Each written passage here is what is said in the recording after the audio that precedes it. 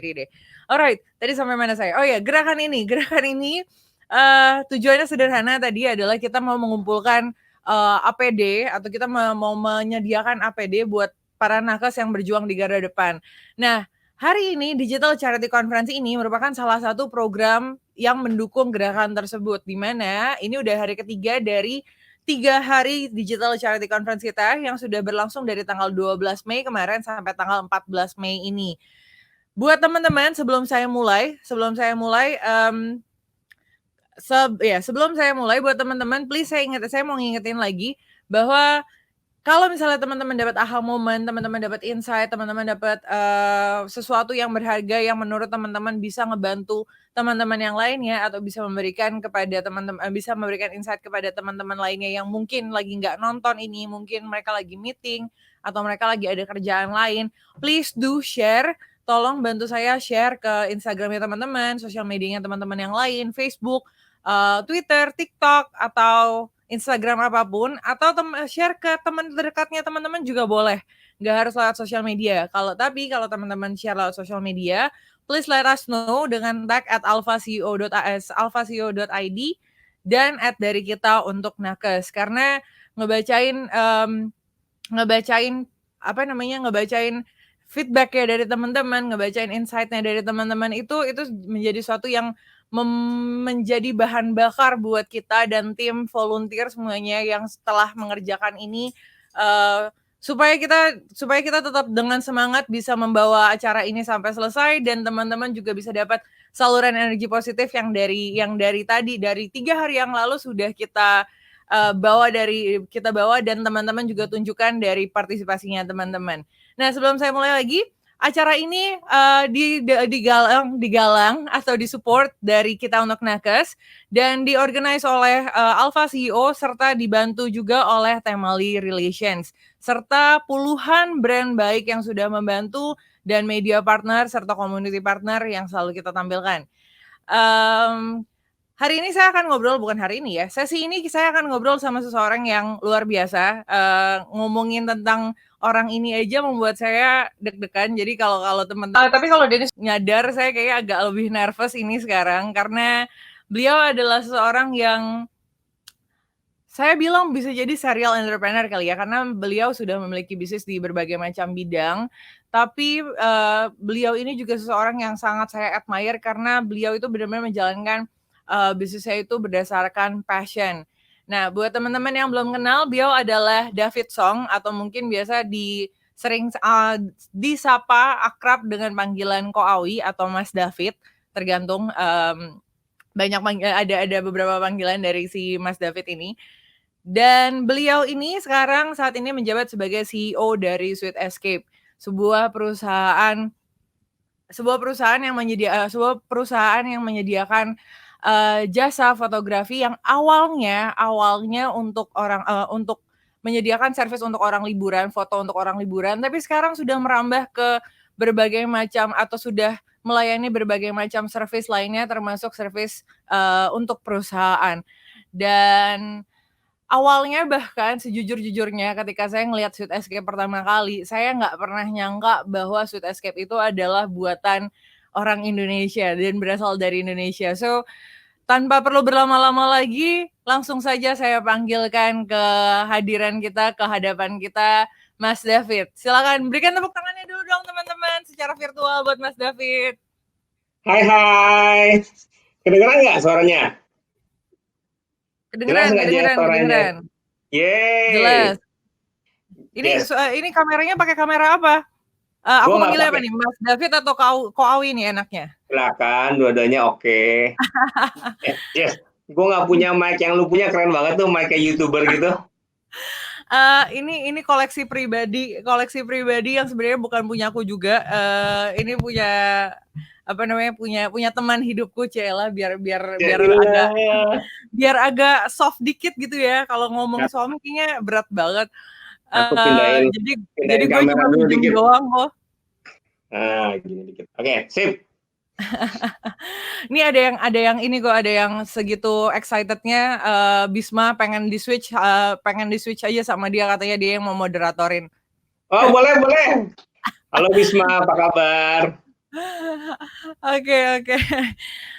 Bisma ajarin masak tuh Bis, kata Joy. Ya ampun ini jadi obrolan antara Bisma dan banyak orang ya.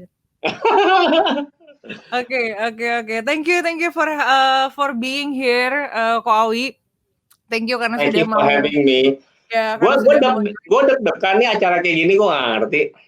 lah gue lebih deg-degan lagi lah gue menginterview seorang David Song. Oh my god. Ngaco. Serius. Gue Oh, kemarin gue bilang kan sama tim, ini beberapa orang yang bikin gue nervous ketika interview adalah salah satunya adalah Koda Koawi. It was like, oke. Okay. gue paling panik. Gue tuh awalnya gue oke aja ke acara ini karena CK ngajakin gue, tapi pas lihat topiknya, gila topiknya berat banget, yang bener aja. Galak. Nggak qualified sama sekali, ampun deh. Ini kameranya Koawi hari ini keren banget. Ini memang dasarnya fotografi ya. Jadi keren banget sampai ada bokeh-bokehnya dan blur-blurnya gitu di belakang. Ini virtual background, cuman Oh right. tampil tuh bisa keluar gitu. Nah, berat kan? Udah next level banget ya. Oke. Nah, Kowi, I think kita langsung aja kayaknya karena kan Kowi juga ada another meeting ya kalau nggak salah ya. Iya nanti. Ya. Sebelum kita masuk ke topik business innovation nih kok, dari beberapa artikel yang aku baca tentang Koawi kan dan videonya Koawi, aku kagum banget sama Koawi yang berhasil menekuni passionnya sebagai bisnis yaitu food, photography, dan travel kan ya. Boleh diceritain sedikit dulu nggak sih awalnya gimana bisa menekuni passion ini? When in fact you already making good money from previous business. On top of that, bahkan nggak cuma satu passion waktu itu langsung 2 passion at the same time. Cerita apa nih? Cerita awal mulanya gitu. Cerita awal mulanya, terus kenapa bisa memilih untuk kayak menekuni passion, padahal kan sebenarnya kan kalau nggak salah kau itu waktu itu udah ini kan ya, udah ada usaha di Mangga Jadi 2 dan Tanah Abang kan ya? betul. Jadi asal mulanya kan ya seperti banyak teman-teman akhirnya lulus sekolah. Yeay, akhirnya lulus gitu kan. Habis lulus sekolah nyari kerjaan, sempat kerja sebentar di financial advisor, terus balik sini bantuin dagangan orang tua di Tanah Abang, di Mangga 2 gitu kan. Terus pikir-pikir baru kepikiran belakangan, what do I really want to do with my life? Karena gue pikir kalau memang kerja itu untuk cari uang perlu berapa, Jess? Gitu, perlu 5 juta, 10 juta, atau 20, atau pick a number kan. Kalau memang tujuannya kerja adalah cari uang, kayaknya nggak seru banget gitu kan. Is that it? Gitu. Is that it? Gitu. Karena gue pikir kalau kerja itu akan meluangkan waktu lebih dari 8 jam, lebih mungkin sehari yang berminggu-minggu, bertahun-tahun kita lakukan. Kalau if it's just purely for money, I don't think it's fun, gitu kan. Gue pikir-pikir lagi, gue pikir, aduh, pengen banget nih kalau bisa, in my lifetime, I get to do something that I really really enjoy. Soal dibayar berapa, ntar gue pikirin deh. Segala sesuatu juga mulainya kan kecil ya, Jess. Mulainya kecil, pelan-pelan aja. Ya kita pelan-pelan build the passion jadi sesuatu yang menghasilkan. Awalnya gitu, Jess. Tapi kan berarti kan Koko tadinya ngebantu usaha orang tua berarti ya, dan and you totally Ya, loved it kan? Maksudnya bener-bener kayak yang aku dengar dari salah satu videonya Ko Awi itu adalah sampai you work 2 jobs that time for 7 to 8 years. nontonin video yang mana, Jess? Hebat banget researchnya.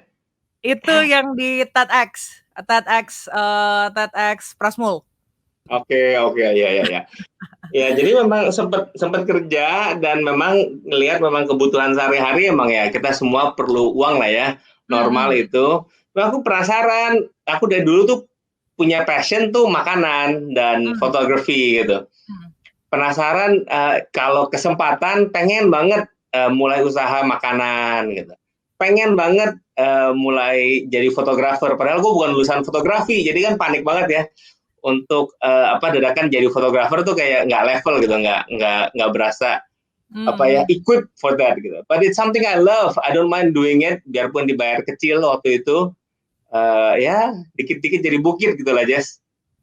Dan itu at the same year Koko langsung bikin Bakers Inn dan Axio at the same time ya kan ya?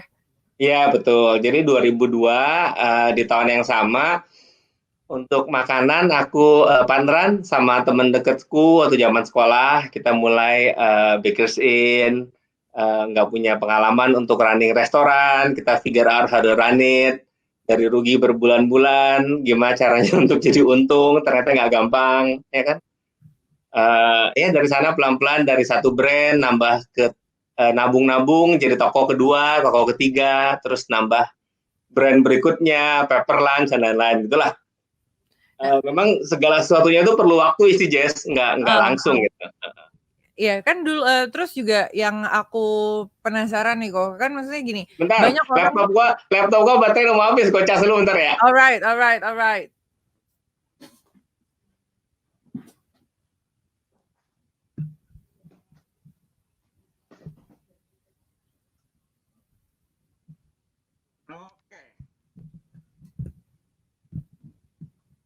Oke, ada kan KO lagi. Oke, lanjut Jess.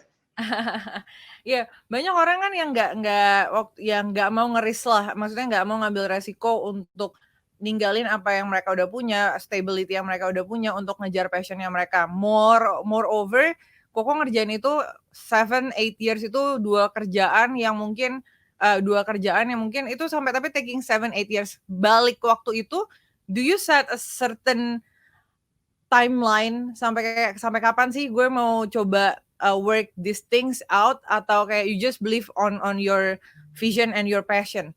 Nggak ada timeline sih, karena memang dua-duanya gue enjoy banget ngerjainnya. Bayangin ya, jadwal gue dulu tuh kalau dari pagi itu langsung ngantor, ngurusin restoran. Normal working hours pasti gue ngurusin restoran.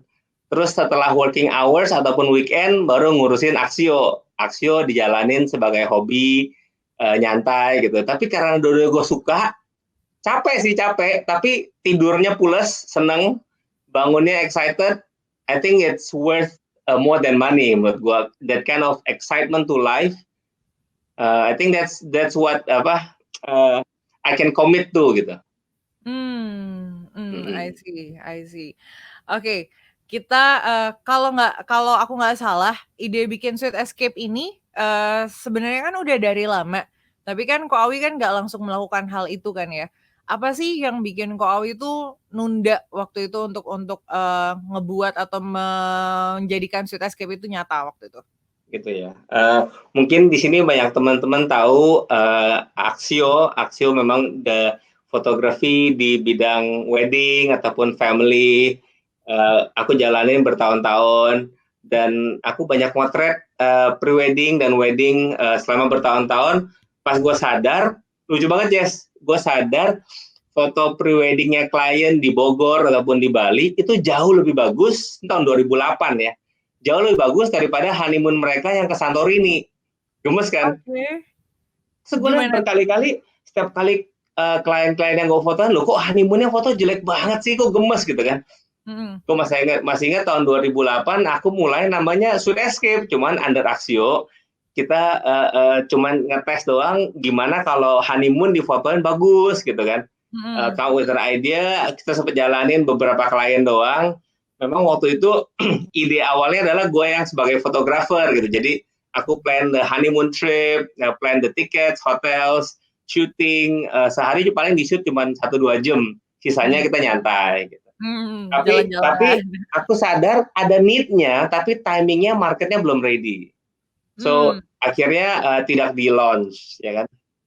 Itu pertama kali sadar ada idenya Sweet Escape.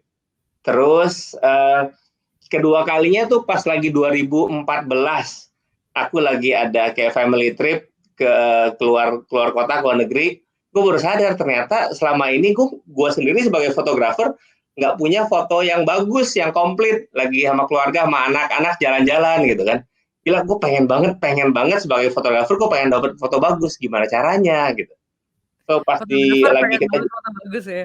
Iya, pas lagi jalan-jalan gitu gue masih ingat anak aku Excel, dia minta duit buat beli App Store-nya koin-koin game-game gitu. Gue bilang, aduh Excel, bukan gitu caranya. Kamu harus you do have to do something. Nggak bisa dadakan minta duit mulu $1. Excel ada kamera nganggur. Gue bilang, Excel, kamu coba deh pakai kamera shoot for us gitu. Shoot for us. Kalau ada fotonya bagus, jadi bayar. Gue bilang gitu kan. Nah dari sana aku lihat, wah ini lucu juga nih. Kalau memang kita waktu itu lagi di Paris, kalau memang seandainya ada orang Paris, temen gue bisa bawa gue jalan-jalan, fotoin gue selama trip gitu. That would be so cool, right? Nah ini 2014. Tapi ide itu juga nggak langsung dijalanin, didiamin dulu. Akhirnya nggak langsung di launch karena menurut aku timingnya belum pas, Jess. Apa sih tanda-tanda timingnya belum pas waktu itu yang Ko Awi lihat? Karena dari awal konsep ini tuh nggak diterima orang karena social behavior-nya belum siap. What really helped was many things menurut aku. Social media, the age where Facebook and Instagram mulai heboh ya, orang mulai ada sharing. Dulu kalau foto keluarga kan very private, jadi orang nggak sharing, itu satu. Nomor dua, kepercayaan orang terhadap stranger. Jadi I have a lot to thank Uber dan Airbnb, di mana mereka berhasil change a social norm, social behavior, di mana dia percaya stranger untuk masuk ke mobil orang. Dan untuk rumah percaya orang. stranger tinggal di rumah orang, ya kan? Before that, lu mikir-mikir kan, lu masuk mobil orang tuh mikir-mikir kan. Nah, so I think ternyata the market is ready. If you build the product in such a way, ada trust, ada kepercayaan untuk platform dan ada cara review yang jelas gitu. Kalau orang bisa percaya, belum ketemu fotografernya, biarpun dia di New York ataupun di Seoul gitu kan. Yang motor nggak harus aku, tapi how can we build trust through the brand dan dari app-nya kita gitu. Nah sebelum aku masuk ke pertanyaan selanjutnya, teman-teman aku mau ngundang teman-teman juga, kalau teman-teman mau nanya apapun ke Ko Awi, silahkan ditanya dan di post di kolom komennya. Jadi nanti aku akan pilihin pertanyaan yang akan dijawab sama Ko Awi. Boleh memang yang berkaitan dengan business innovation, tapi kalau misalnya yang nggak berkaitan pun nggak masalah. Cuma nanti mungkin yang akan aku pilih adalah pertanyaan-pertanyaan yang mungkin berkaitan dengan business innovation dulu ya. Okay, move to the next question. Menurut Ko Awi, dalam konteks seseorang sudah menjalankan bisnisnya, kapan sih waktu yang tepat itu untuk berinovasi? Is it as early as possible atau ada certain times of yang menurut Ko Awi itu ideal? Jadi inovasi menurut aku harus jadi habit, harus jadi DNA-nya sebuah perusahaan. Jadi nggak cuma innovate waktu dibutuhkan, tapi inovasi itu memang that's how we think. Dari hal-hal simple, nggak harus inovasi itu harus kayak melompat jauh, bisa juga merangkak ataupun menjalan dengan satu langkah demi selangkah. Little innovation at a time itu kayak little improvement at a time. After some time, pas kita look back, gila ya, the way we work, the way we do business, like 2-3 years ago beda banget gitu. Karena incremental innovation, ini yang kecil-kecil. Ini topiknya inovasi bisa inovasi kecil-kecil atau inovasi yang lompatnya besar gitu ya. Nah, inovasi yang lompatnya besar tentunya harus banyak diperhatiin, is the market ready? What is the value you're trying to offer? Ya kan? What is the problem you're trying to solve gitu. Dan benar-benar frame it in a new way, di mana we can launch a whole new service, a whole new product out of that innovation thinking. Tadi aku baca kalau inovasi itu is applied creativity. Gue yakin teman-teman di sini yang nonton banyak orang-orang kreatif. Tinggal diaplikasikan aja kreativitas itu, jadilah inovasi. Dan mungkin sometimes itu nggak dimaksudkan sebagai suatu inovasi, it's just like an idea, tapi jadi tadi yang Ko Awi bilang sebagai incremental innovations gitu kali ya Ko ya. Oke. Next, apa sih key aspek atau most important things menurut Ko Awi dalam innovation? Tadi kan kalau misalnya yang sesuatu inovasi yang besar gitu kan ya, Ko Awi tadi bilang bahwa marketnya ready atau enggak, lu menjawab pertanyaan apa ya, lu menjawab masalah apa. Tapi kalau misalnya let's say we are talking about, small innovations atau yang tahap demi tahap itu tadi, apa sih aspek-aspek yang important yang perlu diperhatikan Hmm. dari para pebisnis dalam innovation? Ini sering banget nih kita caught in this dilemma. Sering banget orang terlalu kreatif. We come up with the solution first. Kita udah ketemu solutionnya, kita baru nyari problemnya, Jess. Oke. That happens so often. Akhirnya nggak kemana-mana karena ternyata the market don't need it. Yeah. I think one of the key aspect is identifying the problem dulu. Is the problem big enough? Is it worth solving? Kebutuhannya banyak orang atau kebutuhan target marketnya terlalu kecil nggak gitu kan? So identifying the problem, I think it's the first step sih. Seringkali kita terlalu kreatif udah kepikiran solusinya dulu. Gue masih inget gue tuh waktu masih kecil ya. Waktu masih kecil ada bercandaan gini, ini gue nggak tahu lu ingat nggak, Jess? Gimana ada astronot keluar angkasa, mereka mau karena kan di sana kan nggak ada gravitasi, jadi mereka nggak bisa nulis pakai pen. Oh iya. Lu ingat kan dulu kan? Jadi dia harus nyiptain pen yang anti gravity untuk bisa nulis di luar angkasa, benar nggak? Padahal as simple as pakai aja pensil gitu ya. Itu pensil udah beres. Nah, sering banget kita orang terlalu kreatif aja sih. So identifying the problem is the first step. Seringkali you can start with your own problem. Kayak gue, I was just solving my own problem. Dan banyak banget teman-teman di sini juga, gue yakin mulai bisnisnya karena you're solving your own problem. I think that's step number one. Step number two, mikirin ini di-share sama berapa banyak orang problem ini. Apakah 100 orang atau jutaan orang? The more people that share the same problem, that's the bigger your target market, ya nggak? Betul. Dua itu aja kok, atau ada yang ketiga? Oh banyak, ya banyak. Menurut gue market timing penting ya kan. Banyak ide-ide bagus yang nggak berhasil karena timingnya off. Biasanya bukan terlalu telat, biasanya terlalu cepat, too early. So when the market is not ready, however brilliant your idea is, nggak akan jauh-jauh kemana-mana, ya kan? Itu timing. Berikutnya adalah mungkin your ability, your team punya readiness. Bisa nggak deliver produk untuk solve that problem? Kadang ide doang is cheap, idea is nothing, it's cheap. Kalau nggak bisa eksekusi, and then go to market strategy yang jelas, ya ide mah cuman ide doang gitu kan. Jadi di hari gini kalau kita tektokan ide dengan banyak teman sih, aku sih nggak pernah pelit-pelit ide. Karena kuncinya bukan ide, kuncinya eksekusi. Oke.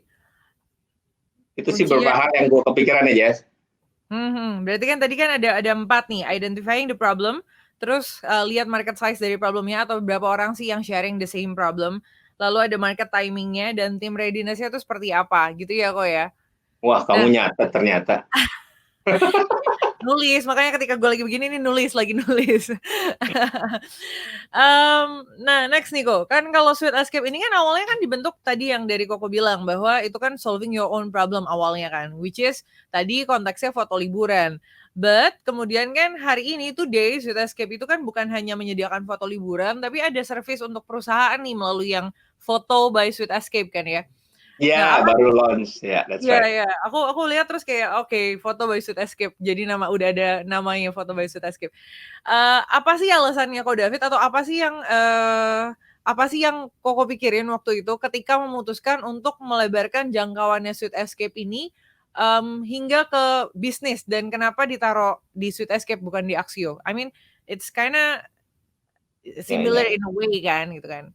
Gila, pertanyaan lu banyak banget tuh jadi satu semuanya. Oke, let me start one by one. Mungkin we go back to the beginning ya. Sweet Escape itu memang benar kata Jess.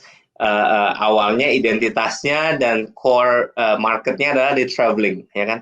Orang berpergian, apa ke Jogja atau ke Zurich, pokoknya berpergian di luar dari kotanya tersebut.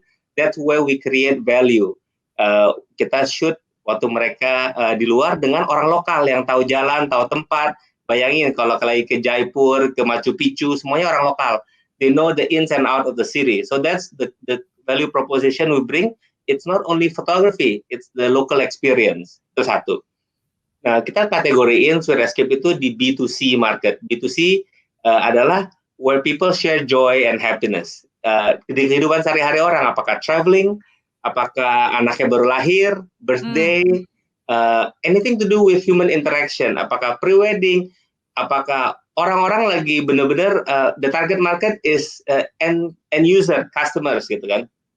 Dan kita berhasil udah grow that part of the business cukup besar, nggak cuma di Indonesia, tapi juga di Filipina, Singapura, Amerika. Kita punya customer base cukup banyak gitu. Jadi happy banget ngelihat ternyata ide ini bukan hanya cocok buat Indonesians. Ternyata ide ini berlaku buat banyak market-market di luar sana. Itu untuk B2C ya. Nah, pas kita mikir lagi di B2B ternyata kebutuhannya banyak banget, Jess. Di hari gini, nggak cuma during COVID, tapi sebelum COVID juga kita udah mulai ngerasain kalau banyak dari kita kalau belanja barang, kita harus ngelihat fotonya, apakah makanan, itu mie Hokkien mie enak nggak, baksonya enak nggak, misalnya gitu kan. Ngelihat produknya, ulasannya, dan lain-lain, di mana digital content creates commerce. Kita ngelihat kebutuhannya di businesses, more and more decisions are made through a small screen. Ya, small screen itu kalau nggak ada visual yang bagus, susah banget jualan hari gini, ya kan? Betul. And it doesn't matter if it lives on your website, on e-commerce platform, on delivery platform, dan lain-lain. Kita semua perlu konten yang bagus. Konten yang bagus itu nggak cuma engage with your audience, build your brand equity, orang mulai tahu ceritanya brandnya, dan juga akhirnya yang paling penting adalah convert itu jadi transactions kan, jadi benar-benar orang jadi beli, jadi belanja karena visual kontennya bagus. Gitu. Oke, kenapa maksudnya ya tadi yang salah satu another question that I asked for being too excited ngobrol sama Kak Awi, kenapa itu ketika memutuskan untuk yang bikin foto by Sweet Escape itu kenapa ditaruhnya di Sweet Escape dan bukan di Axio? Axio ini aku percaya teman-teman di sini tahu kalau setiap company punya DNA-nya masing-masing. Axio punya DNA adalah unique customization, one-on-one customization, high touch, high service, di mana Axio juga memang di setup untuk jadi butik benar-benar high touch, high service, di mana kita bisa take good care of the client dari konsep sampai ujung ke ujung. Biasanya butik konsep bisnis nilai jasanya lebih tinggi, tapi jumlah kliennya lebih dikit. Memang arahnya ke sana untuk di Axio, makanya kita pikir, oke, untuk massive scale projects di mana kita harus lakukan ribuan photoshoot in a month, itu nggak bisa taruh di Axio karena fondasinya atau DNA-nya tidak dibangun untuk itu. I see. Oke. Ada yang komen tim readiness, Terus ini ada pertanyaan dari Bisma, boleh deh kayak gue selipin dulu. Pertanyaan dari Bisma nih kok. Awi waktu lagi nunggu Sweet Escape di-execute as a business, apakah lu share ke orang-orang tertentu untuk dapat perspektif baru?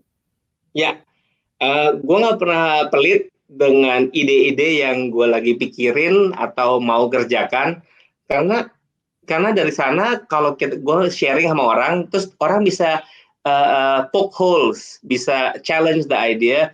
Wih, gue sih nggak mau booking fotografer kalau gue nggak kenal gitu kan. Gue pingpong ke banyak orang sebenarnya, Bisma. Nggak cuman, I'm sure it's more than 20 people, at least more than 20 people gue throw the idea around. Kenapa itu penting? Karena kalau semua ide itu sounds good only in my head, ternyata nggak banyak yang mau booking, buat apa juga, bisnisnya nggak jalan kan. Cuman ini lucu nih, Jess. Ini kesannya dari luar bisnis yang sama, which is konten atau fotografi gitu kan. Tapi whatever I learn in Axio, I do the opposite. I do the opposite in Sweet Escape. Dan gue penasaran, if we do a total opposite, will it be a total innovation? Misalnya, opposite-nya gini. Kalau di Axio, orang harus milih fotografernya siapa. Di Sweet Escape nggak bisa milih. Kalau di Axio, setelah foto, klien harus milih fotonya dulu, baru kita edit. Di Sweet Escape kita balik. habis foto langsung diedit, langsung klien download, nggak pakai repot, ya kan? Kalau di Axio ada paymentnya kayak payment termsnya beda, disuruh escape semua harus lunas dulu misalnya. Pokoknya whatever I learn di Axio, I do the opposite. Benar-benar satu-satu gue pikirin prosesnya, timnya. Ada 5 selling point yang aku selalu ngomong sama tim. Ini hal-hal yang what do you want to focus on as a brand? Mungkin satu di Axio yang kita yang kita pursue adalah service, ya kan? Di Surescape enggak, yang di Surescape kita cari adalah system and speed. Kita pengen deliver system and speed yang reliable, cepat, ya kan? So service is not number one, tapi kita punya reliability, payment segalanya number one gitu. Benar-benar whatever I learn here, I think the opposite and create a whole new company. But it still works anyway. Dan itu jadi suatu ternyata it works. Gue juga heran. Oke, tapi kan berarti kan sebenarnya awalnya Sweet Escape ini you don't really think that as an innovation, tapi benar-benar kayak okay, this is idea pop in my mind gitu kan, pop in your mind. Then you just want to try to make it happen kan. Maksudnya nggak yang sampai kayak plan sampai oke, no. beres terus apa ya nextnya gitu kan. No. Yang penting tuh penasaran, always curious to try, knowing that some ideas will fail and it's okay, at least you try. Ya kan, kalau dari ide tersebut ternyata jadi sebuah bisnis yang baru, yang besar, ya bersyukurlah. Tapi harus nyoba. Kalau nggak nyoba, kebayang nggak penasarannya dan akan gemesnya suatu hari kalau somebody else did it, ya kan? Cuma bisa bilang that was my idea, tapi ya udah, that is your idea. Oke, tapi tadi interesting gue ngomongin soal failed, ngomongin soal innovations yang nggak works, nggak berhasil gitu deh. Ko Awi sendiri dalam along the way in business, I believe kalau Koko juga ngadepin yang namanya ups and downs dan lain-lain. Ada nggak sih inovasi yang kira-kira Koko udah excited banget gitu ya, tapi it doesn't really work the way you want it, dan nggak bekerja dengan baik sesuai dengan yang Koko harapkan, dan boleh di-share gak sih how is the experience, gimana sih experience-nya back then? Ya sering, namanya orang penasaran pasti banyak nyoba banyak hal dan nggak semuanya berhasil. That's very normal and it's acceptable and I encourage that buat teman-teman yang mau nyobain ide-ide baru, harus siap mental kalau ada kemungkinan besar akan gagal, but it's okay. Aku awalnya apa ya yang gagal ya? Aku pernah bikin beauty skincare line, jualnya pakai MLM, terus nggak berhasil. Nobody hears about that. Ko David, Ko Awi juga ya berarti ya. Gue penasaran the way to reach audience back then. It was several years ago. Aku pernah bikin satu brand namanya Ten, pernah dari Pelahan Indonesia. Menurut aku kurang berhasil, rugi sih enggak, tapi kurang berhasil, nggak sampai heboh gitu, nggak kayak Shaburi atau Pepper Lunch dan lain-lain. Jadi akhirnya kita shut down. Padahal menurut aku dia banyak elements that will make it work.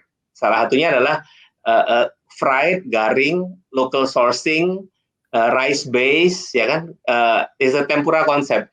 Tapi for some reason it didn't nggak langsung melejit dan berhasil begitu aja gitu. Aku pernah berapa tahun lalu mulai namanya Pinterest bareng sama Kevin Osmond. Kita waktu pertama kali launching bisnisnya itu B2C facing. Kita identify the problem. I think we identify the problem wrong. Kita identify the problemnya adalah banyak orang sekarang punya foto banyak banget bertebaran di hard disk dan lain-lain. Kenapa mereka nggak bikin physical product out of it, bikin album, bingkai dan lain-lain. Jadi kita waktu pertama kali launching Pinterest itu B2C untuk B2C, ya kan. The first many years we do B2C, ya oke aja, nggak sampai spektakuler. Sampai kita akhirnya berapa tahun lalu kita belokin ke B2B. Sekarang Pinterest we delivering 95% of our business comes from B2B. printing buat merchants, buat GoFood, partnernya Tokopedia dan lain-lain. You name it. Karena kebutuhan printing buat businesses itu regular. Jadi banyak banget ide-ide yang awal gue kerjain ternyata nggak jalan gitu. And it's okay. Iya, iya, kalau Pinterest aku sempet tahu tuh karena dulu waktu zamannya aku kerja, sebelum ini, itu juga aku sempat pakai Pinterest tapi for a business gitu. Jadi justru waktu itu kan, belum ada tuh, belum terlalu banyak yang pakai buat bisnis. I have to reach out to certain someone untuk handling the requirement, the inquiry. Back then. Oke, oke, oke. Tapi ya berarti kan sebenarnya dalam innovations itu ada yang misalnya tadi Koko bilang, ada yang memang totally failed and then you close it down gitu kan. Tapi ada juga yang kayak Pinterest yang awalnya mungkin nggak pas and then you pivot, dibelokin dikit gitu kan ya, terus jadi lebih thriving lagi gitu ya Kok ya? Ya, jangan malu-malu untuk ngaku salah. Kalau salah jalan ya U-turn gitu ya. Kalau salah jalan ya nanya jalan, it's okay gitu. Jangan bebal kalau salah jalan masih tetap kekeh bener gitu kan. It's okay.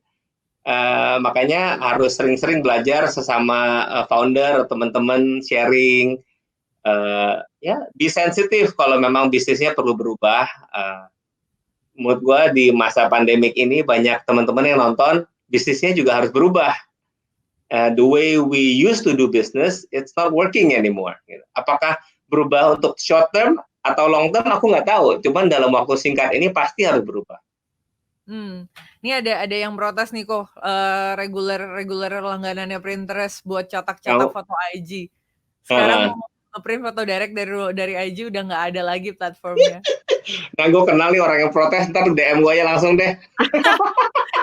Ya, ini yang menginisiasi gerakan ini kok. Iya. Oke, oke. Tapi tadi aku Jawabannya adalah, Chris, kurang banyak orang kayak lu, makanya. Kocaknya terlalu unik berarti ya.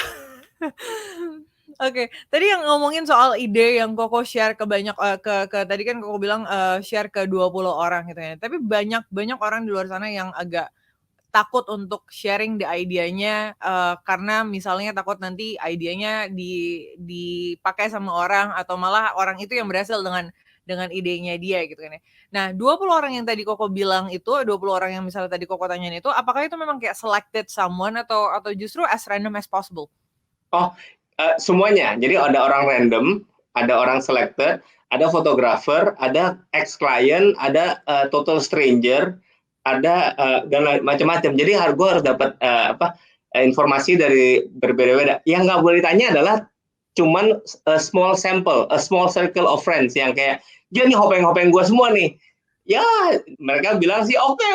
Akhirnya ternyata marketnya nggak ready ya kan. Jadi harus dapat sampel itu dari berbagai macam type of audience. Dan dari potensial stakeholder, kemungkinan stakeholdernya gitu kali ya kok ya? Iya. I see. Berarti back then ketika misalnya launching Sweet Escape itu yang tadi Koko bilang, Koko nanyain fotografer and then sempat nanyain juga fotografer yang di luar negeri gitu nggak sih? Karena kan awalnya kan memang sempat. Jadi gue ingat waktu awalnya mulai Sweet Escape itu paling minder adalah gue ngebayangin gimana cara dapetin fotografer mau join Sweet Escape ya. Padahal we're a nobody, right? We're nobody. We're from here in Jakarta. How do I get somebody from Paris, London, New York, and Atlanta and all over the place to join a new company namanya Sweet Escape gitu.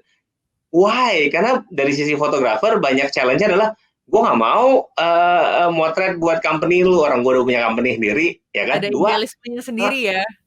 Gue nggak mau abis motret, I have no control over editing. The company will do the editing. Sebenarnya challenges-nya banyak. Teman kalau gue udah stay still and then not go forward with the challenges, nggak akan ada company hari ini kan. Terus itu bisa jadi cerita yang menarik untuk dibahas tuh kok. Jadi gimana? How do you finally manage untuk ngerekrut berbagai macam fotografer dari berbagai macam penjuru dunia? Ternyata karena aku juga seorang fotografer, gue ngerti pain points-nya fotografer and what we love doing as photographer. What photographer love doing the most? Taking photos. Trust me, they love taking photos. And then to run a successful photography business ternyata perlu banyak. Perlu dari marketingnya, brandingnya, ya kan, teknologi platform, payment, file transferring, dan lain-lain. Dan juga salah satunya post production. Post production ngedit foto itu pegel banget ya, bayangin ya, lu motret 2 jam itu lu harus ngedit berapa jam gitu kan. Oh my god gitu. Jadi ternyata banyak banget fotografer yang kayak berasa Sudescape itu company yang dia tunggu-tunggu. Aduh asik banget, I can just do what I love to do. Kayak bayangin koki cuman masak nggak harus nyuci piring, happy nggak? Happy banget lah, karena kan memang dia passion-nya atau sukanya memang masaknya kan, bukan cuci Iya piring. betul. But sometimes it comes with the job. Makanya kita Sometimes. design the whole flow so that it solve their problem juga. Oke oke. Nah ini, berkaitan nih kok pertanyaannya, dari Michael Sanjaya. Halo, ceritain dong kok mengenai membangun sistem jaringan yang dilakukan Sweet Escape. Ada rekomendasi bacaan nggak mengenai itu? Thank you. Jujurnya Michael, awalnya susah banget. Gue masih ingat pertama kali testing ide ini hanya di 5 kota. Itu pun 5 kota yang gue punya teman deket untuk gue baru mau mulai ini nih, lu mau nggak jadi fotografer di Sudescape ya kan? So tentunya karena mereka teman dekat, saya oke, whatever you do gue support gitu kan. Kita mulai everything that you have in mind, biasanya mulainya kecil dulu. Dites dari mulai kecil, berhasil, baru mulai pelan-pelan nambah. Dari 5 kota jadi 10, 20, 30 pelan-pelan lah ya. Sekarang kita punya 500 kota. Itu semuanya lokal fotografer. Step by step sesuai dengan kebutuhan. Kalau nggak butuh ya nggak usah lah ya, ngapain. Dua, buku apa baca. Gue baca buku banyak. Buku yang gue nggak baca saat ini adalah buku fotografi. Yang gue baca buku adalah growing business strategy, communication, gitu-gitu, brand building, managing investor gitu-gitu yang kayak yang topik yang memang gue nggak ngerti dan gue baca. Cuman kalau buat leveraging network, I'm not sure if I read a book about that. Cuman karena ini dunianya gue, jadi gue ngerti. Gue bisa banget untuk ngobrol sama fotografer, biarpun dia di Afrika ataupun dia di Cina, nyambung aja karena kita seprofesi gitu. Oke. Nah, ketika Ko Awi pertama kali itu nyobain Sweet Escape berarti sebuah suatu inovasi lah ya, karena kan itu memang agak nyambung sama core-nya Axio awalnya, maksudnya sama-sama fotografi, tapi it's kinda different, beda banget sebenarnya kan, beda banget, bisnis modelnya beda, tadi service yang Ko Awi bilang juga beda gitu kan. Dan itu kan berarti kayak lompatan yang jauh. Nah, apakah Ko Awi tuh kayak nentuin nggak sih di awal kayak, oke, resources yang mau gua pakai, resources yang gua taruh di inovasi ini adalah sekian dan timeline-nya adalah sekian. If it not work then I'll just forget about it. Itu gimana kok? Ya, ada. So dimulai less than 5 people. Aku masih ingat the first 5 hires we have in Sweet Escape. Dimulai less than 5 people. Menurut gue banyak ide-ide bagus bisa dimulai dengan tim yang kecil. Nggak perlu 50 atau 100 orang untuk mulai sebuah ide, ya kan?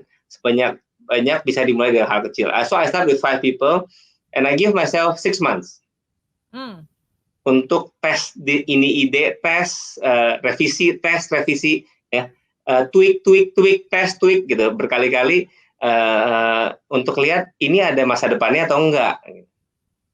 This is even before nerima duit dari investor, karena gue nggak berani banget terima duit dari orang lain kalau ini bukan sebuah bisnis yang benar-benar jalan gitu.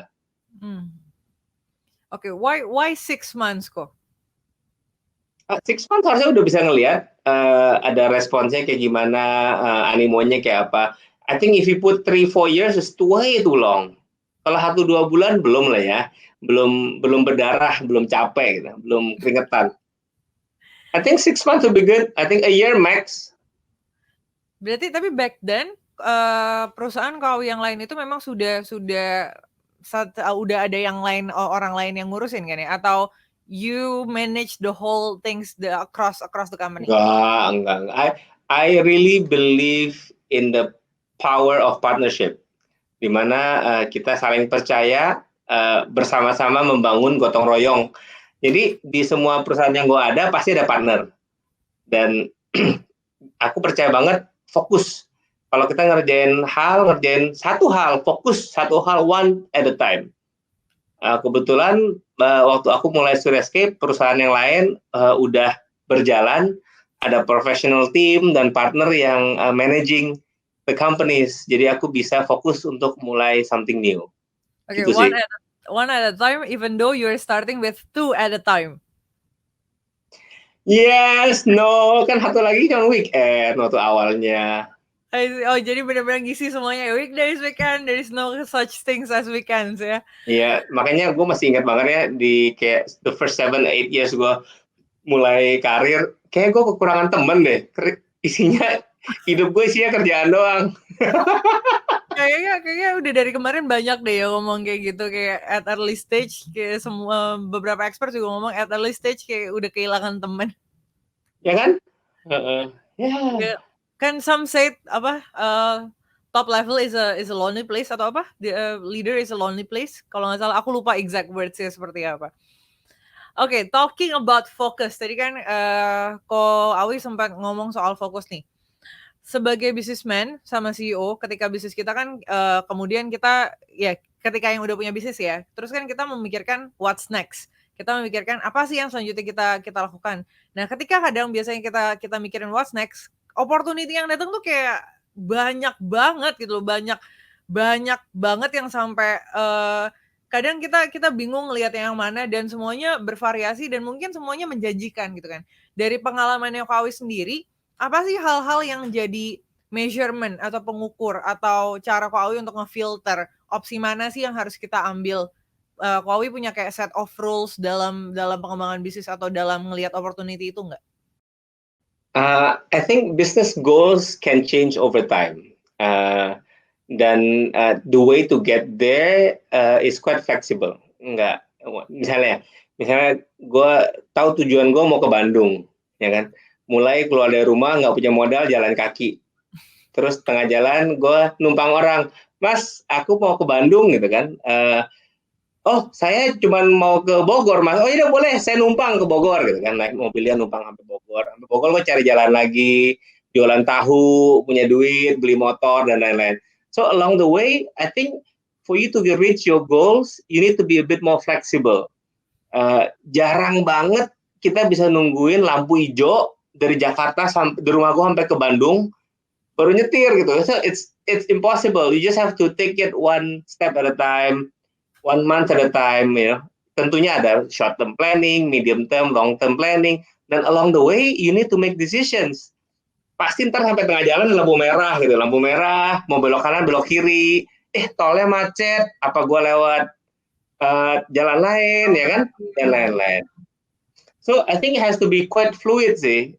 Plan as much as you can, tapi most likely realitanya adalah nggak akan sesuai dengan planningnya. Tapi sebenarnya ada planning, ya kan?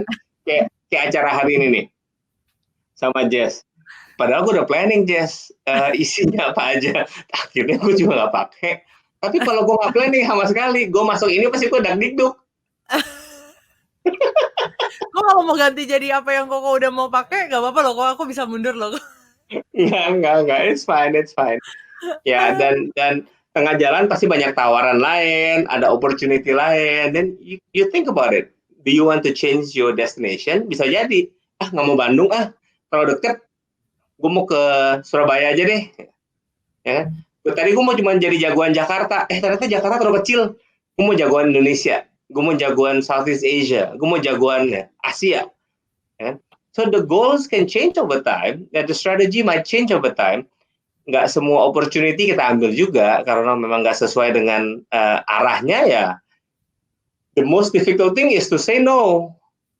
You have to say no. Aduh, nggak cocok nih, say no. Gitu. Oke.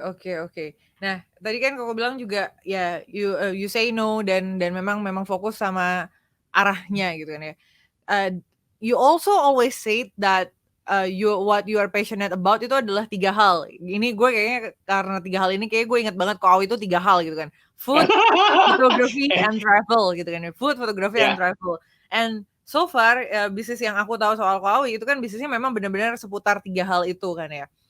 If there is someone yang offering atau ngasih atau ngasih opportunity atau ngasih tawaran opportunity lah ya, yang menarik, yang mungkin kelihatannya legit dan Coba promising. contohnya apa, Jess? Gue Contohnya. nggak tahu, I don't know. It's just like if kan, as if. Would you even consider to go to other industries atau areas aside your passion? Kalau passion gue goes nowhere, kalau passion gue akhirnya hit a dead end, I might consider. Misalnya gue passionnya mau nyanyi, tapi nggak kesampaian, udah bertahun-tahun, suaranya kayak begini ya, ala kadarnya, you know, I would consider if my passion akhirnya hit a dead end gitu. Tapi kalau passion gue masih alive and kicking, why should I distract myself from doing something else? Totally I have no heart, no passion, nggak ada interest, buat apa gitu? Why gitu? If it's purely because of offering you more money, I don't know. Maybe not ya. Yeah. I don't Berarti know. kalau Tapi keadaannya yes. Ko Awi yang sekarang, if there is such opportunity, you will turn it down. Yes, for sure. Kayak ada tawaran nih batu bara, out. Tawaran medical supply, out. Tawaran apa, out. Pokoknya banyak tawaran apa yang kayak enggak, it's not me. Oh, ternak ikan, forget it, out. Kan very easy kan. Nah, mungkin buat teman-teman yang nonton, I want to challenge you. Kalau tadi si Jess bilang bisa clearly identify my 3 passions, which is food, photography, and travel. What about you guys? Can people around you know what you're passionate about? Gak usah 3 lah, 2 lah, 1 lah. Ya. 1 aja. Lu kalau ada yang bilang, if you want to talk about hair, you should talk to Jess, misalnya gitu. Lu kalau mau ngomong soal pesawat, or cyber security, or you want to talk about, and people know you are the right person for it. Bisa nggak kayak gitu? Oke, tapi alright. Ini kind of mungkin interesting one to talk to juga ya, to talk about juga ya kok. Ketika seseorang menemukan passionnya nih ya, some way along the way ketika dia ngerjain itu but it's not working, dia jadi bertanya-tanya, is it really my passion or not? Kalau Ko Awi sendiri, itu gimana sih pengalamannya atau gimana sih prosesnya sampai Ko Awi nyadar atau udah bisa conclude bahwa oke, passion gue 3 ini, food, photography, and travel. Jadi nggak semua passion itu bisa jadi profit, bisa jadi usaha, jadi bisnis, ya kan? Nggak semuanya. Some passion should just be passion, ya kan? Kayak salah satu passion gue main badminton. Gue sempat consider going pro waktu SMP, cukup aktif dan selalu menang.